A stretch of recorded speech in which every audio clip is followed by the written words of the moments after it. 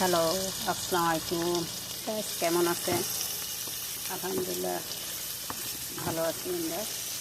আমি এখন মিষ্টি কুমড়া রান্না করব। যে আমি চিংড়ি মাছটা এখন ভাজি করে নিচ্ছি। এখানে আমি একটু রসুন দিচ্ছি, পেঁয়াজ দিচ্ছি। পরে বাগার দেওয়ার সময় আমি আরেকটু রসুন দিই, পেঁয়াজ দিয়ে বাগার দিব। দেখুন, মিষ্টি কুমড়াটা বাগার দিলে অনেক মজা হয়। আমি এখানে চিংড়ি মাছ দিয়ে মিষ্টি কুমড়া রান্না করব। এই যে দেখেন, আমি মিষ্টি কুমড়াটা কেটে নিয়েছি।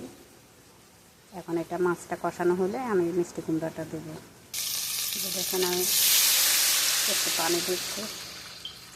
মাছটা কষানো হয়েছে, পানিতে এবার একটু বরফ উঠে আসলে আমি তখন মিষ্টি কুমড়াটা দেবো।